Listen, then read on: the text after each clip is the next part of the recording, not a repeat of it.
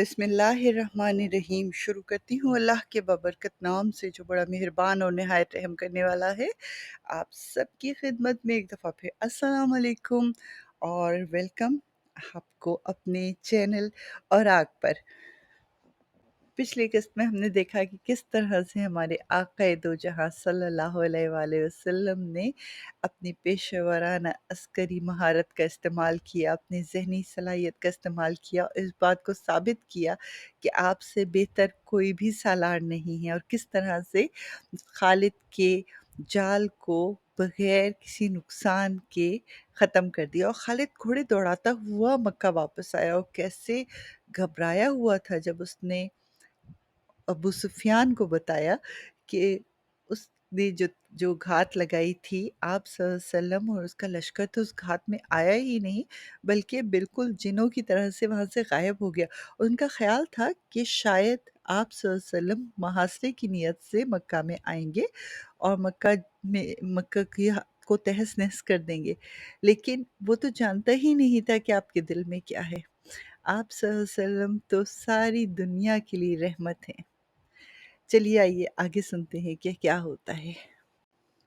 खालिद, अबू सुफियान ने कहा, जरा ठंडे हो जाओ और ठंडे होकर सोचो। खुदा की कसम, घबराहट से तुम्हारी आवाज कांप रही है। अबू सुफियान, खालिद ने जल कर कहा, तुम में सिर्फ ये खूबी है कि तुम मेरे कबीले के सरदार हो। मैं तुम्हें ये बता रहा हूँ कि उनके लिए मक्का की ईंट से ईंट बजा देना कोई मुश्किल नहीं। खालिद ने कहा, और उसके दो साथी सालार अकरमा और सफ़ान करीब ही खड़े थे। खालिद ने उनसे कहा, आज भूल जाओ कि तुम्हारा सरदार कौन है, सिर्फ ये याद रखो कि मक्का का तूफान आ रहा है जो आन की आन में इसको अपने अंदर धकेल लेगा। अपनी आन को बचाओ, यहाँ खड़े एक दूसरे का मुंह ना देखो, अपने शहर को बचाओ, अपने देवताओं को बचाओ। सारे शहर में भगदड़ मच गई। लड़ने वाले लोग बर्छियां और तलवारें और कमान उठाए मक्का की दिफा के लिए निकल खड़े हुए। औरतों और बच्चों को ऐसे बड़े मकानों में मुंतकिल किया जा रहा था जो किलों जैसे थे। जवान औरतें भी लड़ने के लिए तैयार हो गईं। ये उनके शहर और जानो माल का ही नहीं बल्कि उनकी मजहब का भी मसला था। ये दो नजरियों की टक्कर थी, लेकिन खालिद उसे अपनी जाती वकार और अपने खानदानी वकार का मसला समझता था। उसका खानदान जंगो जदल के लिए मशहूर था। उसका बाप उसको लोग अस्करी कायद कहा करते थे। खालिद अपने खानदान के नाम और खानदानी रिवायात को जिंदा रखने की सर तोड़ कोशिश कर रहा था। उसने अबू सुफियान को नज़रअंदाज कर दिया, अकरम और सफ़ान को साथ लिया और ऐसी चालें सोच ली जिनसे मुसलमानों को शहर से दूर रखा जा सकता था। उसने सवारों की कुछ तादाद इस काम के लिए मुंतखब कर ली कि ये सवार शहर से दूर चले जाएं और मुसलमान अगर मुहासरा करें तो ये घुड़सवार अकब से मुहासे पर हमला कर दें, मगर वहाँ जम कर न लड़ें बल्कि मुहासे में कहीं शगाफ डालकर भाग जाएं। शहर में अफरा तफरी और लड़ने वाले की भाग दौड़ और ललकार में चंद आवाज़ें औरतों की मुतरन्नम सुनाई दे रही थी। इनकी आवाज़ें एक आवाज़ बन गई थी। वो ज़रमिया गीत गा रही थी। इनमें रसूल अकरम सल्लल्लाहु अलैहि वसल्लम को कत्ल करने का जिक्र था। बड़ा जोशीला और भड़का देने वाला गीत था। ये औरतें गलियों में ये गीत गाती फिर रही थी। चंद एक मुसल्लह शुतर सवारों को मदीना की तरफ आने से वाले रास्ते पर और दो तीन को दूसरी सिमतों में दौड़ा दिया गया कि वो मुसलमानों की पेशकदमी की खबर पीछे पहुंचाते रहें। औरतें ऊंचे मकानों की छतों पर चढ़कर मदीना की तरफ देख रही थीं। सूरज उफ़क़ पर उतरता जा रहा था। सहरा की शफ़क़ बड़ी दिलफ़रेब हुआ करती है, मगर उस शाम मक्के की शफ़क़ लहू के रंग दिखाई दे रहे थे। कहीं से किसी भी तरफ से गर्द उड़ती नज़र नहीं आ रही थी। उन्हें अब तक आ जाना चाहिए था। खालिद ने अकरमा और सफ़ान से कहा, हम इतनी जल्दी खंदक नहीं खोद सकते, हम खंदक का सहारा नहीं ले सकते, हम लड़ेंगे। अकरमा ने कहा, हम उनके मुहासे पर हमला करेंगे। सफ़वान ने कहा, इनके पाँव जमने नहीं देंगे। सूरज गुरूब हो गया, रात गहरी होने लगी, कुछ भी ना हुआ। मक्का में जिंदगी बेदार और सरगर्म रही, जैसे वहां रात आई ही ना हो। عورتوں، بچوں، بوڑھوں کو قلعوں جیسے مکانوں میں منتقل کر دیا گیا تھا، اور جو لڑنے کے قابل تھے وہ اپنے سالاروں کی ہدایت پر شہر کے ارد گرد اپنے مورچے مضبوط کر رہے تھے۔ رات آدھی گزر گئی، مدینہ والوں کی آمد کے کوئی آثار نظر نہ آئے۔ پھر رات گزر گئی۔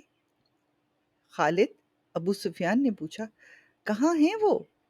اگر تم یہ سمجھتے ہو کہ وہ نہیں آئیں گے تو یہ بہت بڑا خطرناک فریب ہے جو تم اپنے آپ کو دے رہے ہو، خالد نے کہا۔ محمد کی عقل تک تم نہیں پہنچ سکتے۔ وہ جو کچھ سوچ سکتے ہیں وہ تم نہیں سوچ سکتے۔ وہ آئیں گے۔ اس وقت تک مسلمان چند ایک مارکوں اور دوسرے قبیلوں کے خلاف لڑ کر اپنی دھاک بٹھا چکے تھے، جن میں سے سب سے بڑا مارکہ غزوہ خیبر تھا۔ انہیں جنگ کا کافی حد تک تجربہ ہو چکا تھا۔ ابو سفیان، خالد نے کہا، میں تمہیں خبردار کرتا ہوں کہ مسلمان اب وہ نہیں رہے جو تم نے احد میں دیکھے تھے۔ اب وہ لڑنے کے ماہر بن چکے ہیں۔ ان کا ابھی تک سامنے نہ آنا بھی مجھے لگتا ہے کہ ایک چال ہی ہے۔ ابو سفیان کچھ کہنے ہی لگا تھا کہ ایک شتر سوار نظر آیا جس کا اونٹ بہت تیز رفتاری سے دوڑتا ہوا آ رہا تھا۔ ابو سفیان اور خالد کے قریب آ کر اس نے اونٹ کو روکا، کود کر نیچے اتر آیا۔ میری آنکھوں نے جو دیکھا وہ تم نہیں مانو گے، شتر سوار نے کہا۔ میں نے مسلمانوں کو حدیبیہ میں خیمہ زن دیکھا ہے۔ وہ محمد صلی اللہ علیہ وسلم اور اس کا لشکر نہیں ہو سکتا۔ ابو سفیان نے کہا، خدا کی قسم میں محمد کو اس طرح پہچانتا ہوں جس طرح تم دونوں مجھے پہچانتے ہیں، اور میں ان میں سے دو چار آدمیوں کو بھی پہچان گیا ہوں جو پہلے ہم میں سے تھے، مگر اب ان لوگوں سے زیادہ ملے ہیں۔ اس شتر سوار نے وضاحت دی، اصل میں حدیبیہ مکے سے 13 میل دور مغرب میں ایک مقام تھا۔ رسول کریم صلی اللہ علیہ وآلہ وسلم خون ریزی سے بچنا چاہتے تھے، اس لیے آپ مکہ سے دور حدیبیہ میں جا کر خیمہ زن ہو گئے۔ مگر اس بستی میں آپ نے بہت مناسب انتظام کیا ہوا تھا۔ آپ نے جیش بنا رکھے تھے جو دن اور رات ہر وقت اس بستی کی حفاظت کیا کرتے تھے۔ ہم شب خون ماریں گے، خالد نے کہا، انہیں سستانے نہیں دیں گے۔ وہ جس راستے سے حدیبیہ پہنچے ہیں وہ راستے نے انہیں تھکا دیا ہوگا، ان کی ہڈیاں ٹوٹ رہی ہوں گی۔ وہ تازہ دم ہو کر مکہ پر حملہ کریں گے، ہم انہیں آرام نہیں کرنے دیں گے، ہم انہیں وہاں سے بھگا سکتے ہیں، ابو سفیان نے کہا، اور یہ کہہ کے اس نے ایک جیش تیار کیا جس کا کام یہ تھا کہ وہ رات کو شب خون مارے گا۔ ادھر حضور اکرم صلی اللہ علیہ وآلہ وسلم کے تیار کردہ جیش مسلسل پہرے پہ تھے۔ وہ جب کبھی بھی وہاں سے گزرتے، وہ کسی بھی قریش کے قافلے کو یا قریش کے گروہ کو دیکھتے تو انہیں روک لیتے۔ کئی بار آپس میں چھوٹی موٹی جھڑپیں بھی ہوئیں، مگر کیونکہ مسلمان وہاں پہ قتل و غارت یا جنگ کی نیت سے نہیں آئے تھے تو ہر دفعہ وہ ان کو یہ کہہ کے چھوڑ دیتے تھے کہ ہم لڑنے آئے ہوتے تو ان میں سے ایک کو بھی زندہ نہ جانے دیتے۔ مکہ کے کئی لڑاکا سوار ابو سفیان کو جا جا کے اطلاعات دے رہے تھے۔ انہی میں سے ایک سوار نے ابو سفیان سے کہا کہ ہم نے شب خون مارنے کی بہت کوشش کی ہے، لیکن ان کی خیمہ گاہ کے ارد گرد دن رات گھڑ سوار گھومتے پھرتے رہتے ہیں۔ قریش کے چند اور سواروں کو بھیجا گیا، لیکن انہوں نے بھی شب خون مارنے کی جب کوشش کی تو موجود پہرے داروں نے ان کو ایسا نہ کرنے دیا۔ آخر کار کئی دن گزر گئے۔ مکہ والے پر تذبذب کی کیفیت طاری تھی۔ وہ راتوں کو سوتے بھی نہیں تھے۔ محاصرے کے ڈر سے وہ ہر وقت بیدار اور چوکنے رہتے تھے۔ دن گزرتے جا رہے تھے، سب پریشان تھے کہ آخر ہو کیا رہا ہے، کہ ایک دن ایک مسلمان سوار مکے میں داخل ہوا۔ یہ حضرت عثمان رضی اللہ تعالیٰ عنہ تھے۔ انہوں نے ابو سفیان کے بارے میں پوچھا تو ابو سفیان دوڑتا چلا آیا۔ خالد بھی آ گیا۔ میں محمد رسول کریم صلی اللہ علیہ وآلہ وسلم کا پیغام لے کر آیا ہوں، حضرت عثمان رضی اللہ تعالیٰ عنہ نے کہا۔ ہم لڑنے نہیں آئے، ہم عمرہ کرنے آئے ہیں، عمرہ کر کے واپس چلے جائیں گے۔ اگر ہم اجازت نہ دیں، ابو سفیان نے پوچھا۔ ہم مکہ والوں کا نہیں، خدا کا حکم مانتے ہیں۔ حضرت عثمان رضی اللہ تعالیٰ عنہ نے کہا، ہم اپنی اور اپنی عبادت گاہ کے درمیان کسی کو حائل نہیں ہونے دیتے۔ اگر مکہ کے درمیان یا تو اس کا کوئی مکان یا اس کا کوئی بھی انسان ہمارے درمیان آیا تو خدا کی قسم مکہ ملبے اور کھنڈروں کی بستی بن جائے گا۔ اگر یہاں کے لوگ ہمیں روکیں گے تو مکہ کی گلیوں میں خون بہے گا۔ ابو سفیان، ہم امن کا پیغام لے کر آئے ہیں اور یہاں کے لوگوں سے امن کا تحفہ لے کر جائیں گے۔ خالد کو وہ لمحے یاد تھے جب یہ مسلمان سوار پروقار لہجے میں دھمکی دے رہا تھا۔ خالد کا خون بھی کھول اٹھا تھا، لیکن اسے یہ آدمی بڑا اچھا لگا تھا۔ ابو سفیان نے عثمان رضی اللہ تعالیٰ عنہ کو عمرے کی پیشکش بھی کی، لیکن انہوں نے اپنے نبی کریم صلی اللہ علیہ وسلم کے بغیر اکیلے عمرہ کرنے سے صاف انکار کر دیا۔ ادھر مذاکرات میں جب زیادہ وقت گزرا تو ہوا کے دوش پر یہ افواہ حدیبیہ پہنچی کہ حضرت عثمان رضی اللہ تعالیٰ عنہ کو قتل کر دیا گیا ہے، جس کے جواب میں نبی اکرم صلی اللہ علیہ وآلہ وسلم نے قتل عثمان کا انتقام لینے کے لیے اپنے 1400 جانثاروں سے بیعت لی۔ اسی بیعت کو تاریخ میں بیعت رضوان کے نام سے یاد کیا جاتا ہے، اور اسی بیعت کی وجہ سے ابو سفیان سمجھوتے پر راضی ہوا تھا۔ پھر ایک صلح نامہ تیار ہوا تھا، اس سے تحریر کیا گیا تھا، اسے ہم صلح حدیبیہ کے نام سے جانتے ہیں۔ مسلمانوں کی طرف سے اس پر رسول کریم نبی اکرم صلی اللہ علیہ وآلہ وسلم نے اور قریش کی طرف سے سہیل بن عمرو نے دستخط کیے تھے۔ اس صلح نامے سے یہ طے پایا تھا کہ مسلمان اور اہل قریش 10 سال تک نہیں لڑیں گے اور مسلمان آئندہ سال عمرہ کرنے آئیں گے اور مکہ میں 3 دن ٹھہر سکیں گے۔ رسول کریم صلی اللہ علیہ وآلہ وسلم نے قریش، جو خود بھی قریش سے تھے، خالد، آپ نبی اکرم صلی اللہ علیہ وسلم کو بہت اچھی طرح جانتا تھا، لیکن اب اس نے آپ صلی اللہ علیہ وسلم کو دیکھا تو اسے محسوس ہوا کہ یہ تو کوئی اور محمد ہے۔ وہ ایسا متاثر ہوا کہ اس کے ذہن سے اتر گیا کہ یہ وہی محمد ہے جس سے وہ اپنے ہاتھوں سے قتل کرنے کا منصوبہ بناتا رہا ہے۔ خالد نبی اکرم صلی اللہ علیہ وسلم کو ایک سالار کی حیثیت سے زیادہ دیکھ رہا تھا۔ وہ آپ صلی اللہ علیہ وسلم کی عسکری اہلیت کا تو قائل ہی تھا۔ صلح حدیبیہ تک مسلمان رسول کریم صلی اللہ علیہ وسلم کی قیادت میں چھوٹے بڑے 28 معرکے لڑ چکے تھے اور فتح و نصرت کی ایک ڈھاک بٹھا چکے تھے۔ مسلمان عمرہ کر کے چلے گئے، 2 مہینے گزر گئے۔ ان 2 مہینوں میں خالد پر خاموشی طاری رہی، لیکن اس خاموشی میں ایک طوفان اور ایک انقلاب پرورش پا رہا تھا۔ خالد نے مذہب میں کبھی بھی دلچسپی نہیں لی تھی۔ اسے نہ کبھی اپنے بتوں کا خیال آیا تھا اور نہ کبھی اس نے رسول کریم صلی اللہ علیہ وسلم کی رسالت کو سمجھنے کی کوشش کی تھی، مگر اب از خود اس کا دھیان مذہب کی طرف چلا جا رہا تھا، اور وہ یہ سوچ میں کھو گیا تھا کہ مذہب کون سا سچا ہے اور انسان کی زندگی میں مذہب کی اہمیت اور ضرورت کیا ہے۔ اکرمہ، ایک روز خالد نے اپنے ساتھی سالار اکرمہ سے، جو اس کا بھتیجا بھی تھا، کہا، میں نے فیصلہ کر لیا ہے، میں سمجھ گیا ہوں۔ کیا سمجھ گئے ہو خالد؟ اکرمہ نے پوچھا۔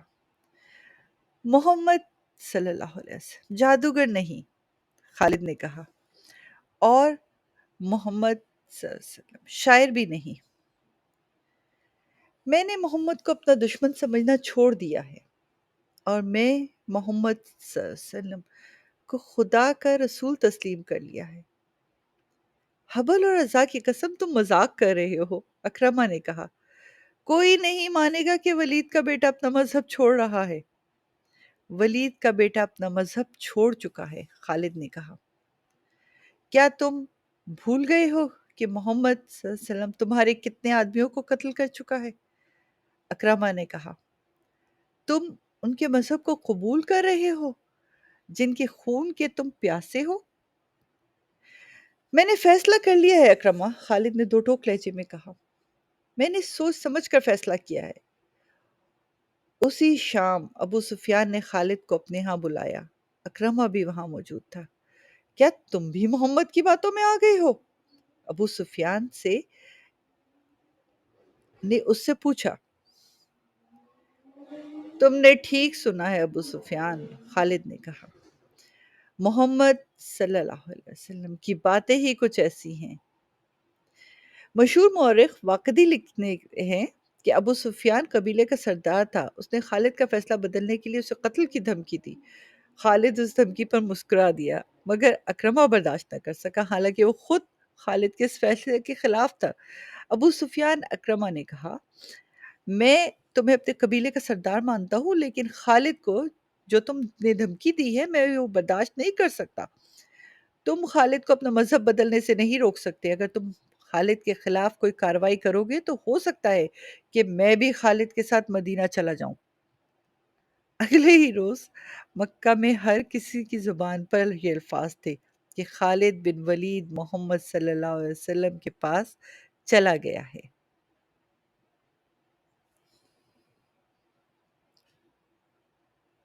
اور یوں خالد مدینے کی طرف رواں دوا تھے کہ اچانک انہیں اپنے نام کی پکار سنائی دی۔ انہوں نے سوچا شاید میرا وہم ہے، یہ میری یادیں ہیں، لیکن جلد ہی انہیں دو گھڑ سوار آتے نظر آئے۔ وہ رک گئے، گھوڑے ان کے قریب آ کر رک گئے۔ ایک سوار ان کے اپنے قبیلے کے مشہور جنگجو عمرو بن العاص تھے اور دوسرے عثمان بن طلحہ۔ دونوں نے ابھی تک اسلام قبول نہیں کیا تھا۔ کیا تم دونوں مجھے مکہ واپس لے جانے آئے ہو؟ خالد نے پوچھا۔ تم جا کہاں رہے ہو؟ عمرو بن العاص نے کہا۔ اور تم دونوں کہاں جا رہے ہو؟ خالد نے پوچھا۔ خدا کی قسم ہم تمہیں بتائیں گے تو تم خوش نہیں ہوگے، عثمان بن طلحہ نے کہا۔ ہم مدینہ جا رہے ہیں، پوری بات کرو عثمان، عمرو بن العاص نے کہا۔ خالد، ہم محمد صلی اللہ علیہ وسلم کا مذہب قبول کرنے جا رہے ہیں۔ ہم نے محمد صلی اللہ علیہ وسلم کو خدا کا سچا نبی مان لیا ہے۔ پھر ہم ایک ہی منزل کے مسافر ہیں، خالد نے کہا۔ آؤ اکٹھے چلتے ہیں۔ سبحان اللہ۔ وہ 31 مئی 628 کا دن تھا جب تاریخ اسلام کے دو عظیم جرنیل خالد رضی اللہ تعالیٰ عنہ بن ولید اور عمرو رضی اللہ تعالیٰ عنہ بن عاص مدینہ میں داخل ہوئے۔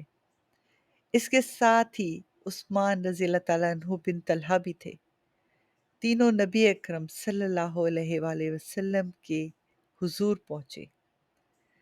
سب سے پہلے خالد رضی اللہ تعالیٰ عنہ نے اندر داخل ہو کر اپنا ارادہ ظاہر کیا۔ ان کے پیچھے عمرو رضی اللہ تعالیٰ عنہ بن العاص اور عثمان رضی اللہ تعالیٰ عنہ بن طلحہ گئے۔ تینوں نے قبول اسلام کی خواہش ظاہر کی۔ نبی اکرم صلی اللہ علیہ وآلہ وسلم کھڑے ہو گئے اور تینوں کو باری باری گلے سے لگایا۔ اور یوں خالد رضی اللہ تعالیٰ عنہ بن ولید نے اسلام کی چادر اوڑھ لی اور ہلکا بگوش اسلام ہو گئی۔ آپ اپنا زیادہ تر وقت رسول کریم صلی اللہ علیہ وآلہ وسلم کے حضور بیٹھے فیض حاصل کرنے میں گزارتے، مگر ابھی تک انہیں عسکری جوہر دکھانے کا موقع نہیں ملا تھا۔ وہ فن حرب و ضرب کے ماہر جنگجو تھے۔ ان کا حسب نسب بھی عام عربوں سے اونچا تھا، لیکن انہوں نے ایسا کوئی دعویٰ نہ کیا کہ انہیں سالار کا رتبہ ملنا چاہیے۔ انہوں نے اپنے آپ کو ایک سپاہی سمجھا اور اسی حیثیت میں خوش رہے۔ آج کے شام اور اردن کے علاقے میں ایک زمانے میں قبیلہ غسان آباد ہوا کرتا تھا، جو اس علاقے میں دور تک پھیلا ہوا تھا۔ یہ قبیلہ طاقت کے لحاظ سے بہت زبردست مانا جاتا تھا، کیونکہ جنگجو ہونے کے علاوہ اس کی تعداد بہت زیادہ تھی۔ اس قبیلے میں عیسائی بھی شامل تھے۔ اس وقت روم کا شہنشاہ ہرقل تھا، جس کی جنگ پسندی اور جنگی دہشت دور دور تک پھیلی ہوئی تھی۔ اسلام بھی تیزی سے پھیل پھل رہا تھا۔ قبیلہ قریش کے ہزارہا لوگ اسلام قبول کر چکے تھے، اور مانے اور منچے ہوئے سردار اور سالار بھی مدینہ جا کر نبی اکرم صلی اللہ علیہ وسلم کے دست مبارک پر بیعت کر چکے تھے، اور مسلمان ایک جنگی طاقت بنتے چلے جا رہے تھے۔ کئی ایک چھوٹے قبائل ہلکا بگوش اسلام ہو گئے تھے۔ مدینہ اطلاعیں پہنچ رہی تھیں کہ قبیلہ غسان مسلمانوں کی بڑھتی ہوئی طاقت اور اسلام کی مقبولیت کو روکنے کے لیے مسلمانوں کو للکارنا چاہتا ہے اور جنگی تیاریوں میں مصروف ہے۔ یہ بھی سنا گیا تھا غسان کا سردار اعلیٰ روم کے بادشاہ ہرقل کے ساتھ دوستی کر کے اس کی جنگی طاقت بھی مسلمانوں کے خلاف استعمال کرنے کی کوشش کر رہا ہے۔ رسول کریم صلی اللہ علیہ وآلہ وسلم نے اپنا ایک ایلچی، جس کا نام تاریخ میں محفوظ نہیں، غسان کے ایک سردار کے پاس بھیجا۔ پیغام میں صاف لکھا تھا کہ اللہ کے سوا کوئی معبود نہیں اور وہ وحدہ لا شریک ہے، اور اسلام ایک مذہب اور ایک دین ہے۔ باقی تمام عقیدے جو مختلف مذاہب کی صورت اختیار کر گئے ہیں توہمات ہیں، اور یہ انسانوں کے بنائے ہوئے ہیں۔ رسول کریم صلی اللہ علیہ وسلم نے غسان کے سردار کو قبول اسلام کی دعوت دی، اور نبی کریم صلی اللہ علیہ وسلم نے یہ پیغام اس خیال سے بھیجا تھا کہ بیشتر اس کے کہ قبیلہ غسان روم کے شہنشاہ ہرقل کی جنگی قوت سے مرعوب ہو کر عیسائیت کے آغوش میں چلا جائے، یہ قبیلہ اسلام قبول کر لے اور اسے اپنا اتحادی بنا کر ہرقل سے اس کو بچا لیا جائے۔ خدا کی قسم اس سے بہتر فیصلہ کوئی اور نہیں ہو سکتا، خالد رضی اللہ تعالیٰ عنہ نے ایک محفل میں کہا۔ ہرقل نے فوج کشی کی تو یوں سمجھو کہ باطل کا طوفان آ گیا جو سب کو اڑا کر لے جائے گا۔ غسان کی خیریت اسی میں ہے کہ رسول کریم صلی اللہ علیہ وسلم کی دعوت کو قبول کر لے۔ کسی اور نے کہا، نہیں کرے گا تو ہمیشہ کے لیے ہرقل کا غلام بن جائے گا۔ ایک اور نے کہا، اس وقت ہرقل قبیلہ غسان میں داخل ہو چکا تھا۔ اس کے ساتھ جو فوج تھی اس کی تعداد 1,00,000 تھی۔ غسان کے سردار اعلیٰ کو اطلاع مل چکی تھی، مگر وہ پریشان نہیں تھا۔ وہ ہرقل کے ساتھ دوستی کا ہاتھ بڑھانے کا فیصلہ کر چکا تھا۔ نبی اکرم صلی اللہ علیہ وسلم کا ایلچی بصرہ کو آ رہا تھا۔ غسان کا دارالحکومت بصرہ تھا۔ ایلچی کے ساتھ ایک اونٹ پر لدے ہوئے زادے راہ کے علاوہ 3 محافظ بھی تھے۔ بڑی لمبی مسافت کے بعد ایلچی موتا کے مقام پر پہنچا اور اس نے ذرا سستانے کے لیے اپنا مختصر سا قافلہ روک لیا۔ قریب ہی قبیلہ غسان کی ایک بستی تھی۔ اس کے سردار کو اطلاع ملی کہ 4 اجنبی بستی کے قریب پڑاؤ کیے ہوئے ہیں۔ سردار نے، جس کا نام شرجیل بن عمرو تھا، مدینہ کے ایلچی کو وہاں اپنے ہاں بلایا اور پوچھا کہ وہ کون ہے اور کہاں سے آ رہا ہے۔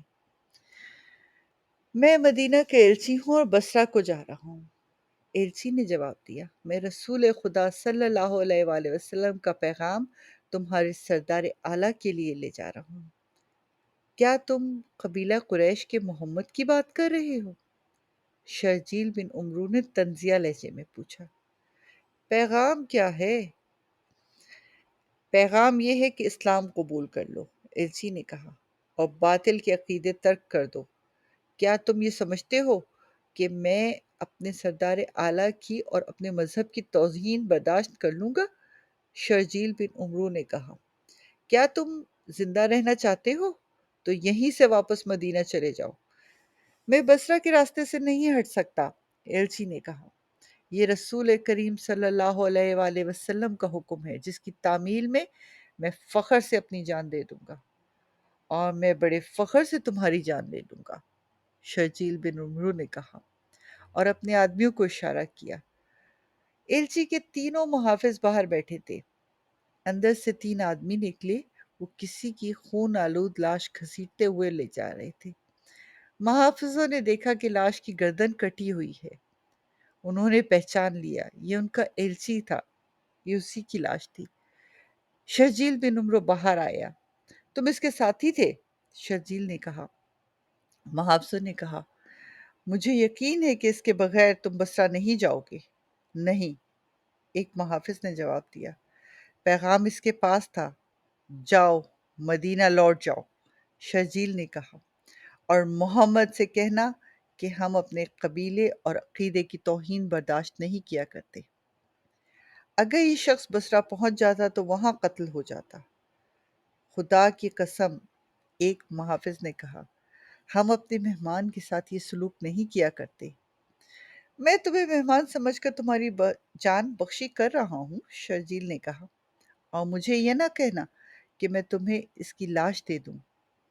مدینہ کی تمام تر آبادی کو معلوم ہو چکا تھا کہ نبی اکرم صلی اللہ علیہ وسلم کا ایلچی دعوت اسلام لے کر بصرہ گیا ہوا ہے۔ سب ایلچی کی واپسی کا انتظار کر رہے تھے، لیکن تینوں محافظ ایلچی کے بغیر واپس آ گئے۔ ان کے چہروں پر گرد کی تہ جمی ہوئی تھی اور تھکن کے آثار بھی تھے، غم و غصے کے تاثرات بھی تھے۔ یہ مدینہ داخل ہوئے اور لوگوں کا ہجوم کر کے ان کی طرف آ گئے۔ خدا کی قسم، ہم انتقام لیں گے، محافظ بازو لہرا لہرا کر کہے جا رہے تھے۔ موتا کے شرجیل بن نمرو کا قتل ہم پر فرض ہو گیا ہے۔ جب یہ خبر نبی اکرم صلی اللہ علیہ وسلم کو ملی تو باہر مدینے کی آبادی اکٹھی ہو گئی تھی۔ عربوں کے رواج کے مطابق قتل کی سزا قتل ہوا کرتی ہے۔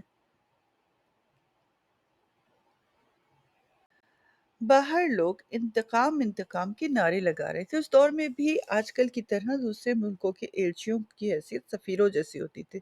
دشمن بھی تحفظ دیتا تھا، کسی کا ایلچی کا قتل کرنے کا مطلب اعلان جنگ ہوا کرتا تھا۔ اہل مدینہ، رسول کریم صلی اللہ علیہ وسلم نے باہر آ کر مدینہ کے بکھرے ہجوم سے فرمایا، میں نے انہیں لڑائی کے لیے نہیں للکارا تھا، میں نے انہیں سچا دین قبول کرنے کو کہا تھا۔ اگر وہ لڑنا چاہتے ہیں تو ہم لڑیں گے، ہم لڑیں گے، ہم انتقام لیں گے، مسلمان کمزور نہیں ہیں۔ ہجوم نعرے لگا رہا تھا، مسلمانوں کا خون اتنا ارزاں نہیں ہے، ہم اللہ اور رسول کریم صلی اللہ علیہ وسلم کی ناموس پر مر مٹیں گے۔ رسول کریم صلی اللہ علیہ وسلم کے حکم سے اسی روز مجاہدین اسلام کی فوج تیار کی گئی، جس کی تعداد 3000 تھی۔ رسول کریم صلی اللہ علیہ وسلم نے سپہ سالاری کے فرائض زید رضی اللہ تعالیٰ عنہ بن حارثہ کو سونپے۔ اگر زید شہید ہو جائے تو سپہ سالار جعفر بن ابی طالب ہوں گا۔